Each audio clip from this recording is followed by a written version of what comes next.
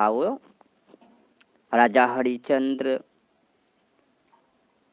तो उसको भगवान ने क्या किया, राजपाट, कपड़ा लत्ता, यहाँ तक कि सब कुछ उसका छीन लिया। तो भगवान जिसके ऊपर विशेष कृपा करते हैं तो सबसे पहले छीन लेते हैं जो आपके द्वारा बनाए हुए, कालों के द्वारा वो सब नष्ट करवा डालते हैं। अगर वो एक भी पद रहा तो आपका अहंकार बन जाएगा। अहंकार में जो चले जाएंगे फिर वो भगवान के सम्मुख नहीं जा सकते हैं।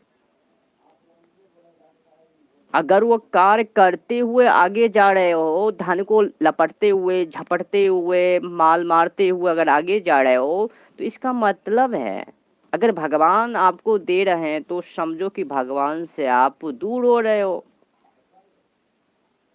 भगवान से क्या हो रहे हो, दूर हो रहे हो। मानो कि आपने किसी के वहां, किसी के से आपने उधार कुछ कर्ज लिए, जब तक आपके वहाँ कर्ज हैं तब तक आपका नाता उसके साथ रहता है। जो ही वो कर्जा मुक्त तो ही आप उससे क्या हो जाते हैं, दूर हो जाते हैं, दूर चला जाते हैं। तो जो भगवान से किसी वस्तु की मांग करती है तो भगवान उसे दूर हो जाता है। तो भगवान से किसी वस्तु की मूल्य को नहीं मांगना चाहिए। अगर मांगता है तो आपको समझो कि एक टॉफी रसगुल्ले डाल देंगे, खिला डालेंगे। अगर बालक, अगर किसी माँ के पुत्र बालक रो रही है, रोता है ना, किसी बालक रोना शुरू कर देते हैं, चिल्लाना शुरू कर देते हैं, तो क्या करते हैं वो, माँ एक टॉफी लेकर, एक चॉकलेट या बिस्किट लेकर वो बालक को हाथ में थमा देते हैं, लो अब चुप हो जाओ। तो बालक क्या करते हैं, चुप हो जाते हैं और बिस्किट को लेकर, चॉकलेट को लेकर। लेकिन वो बालक को पता ही नहीं है कि हमारे के लिए माँ कितना बना के रख चुकी है। तो ये पृथ्वी लोक के लिए आपको बहुत हो सकते हैं माँ के नेतृत्व। लेकिन जो भक्त है तो भक्त के लिए माँ, हमारे जो परम पिता परमेश्वर जो है वो कितना इंतजाम करके रख चुके हैं तो आपको पता ही नहीं है। जिस प्रकार से आपकी माँ आपके के लिए बंगले, कोठे, ए टेप है, अलाय वक्कर पता नहीं क्या क्या जुटा के रखे हुए हैं, बस आप एक टोपी के लिए रोते हो।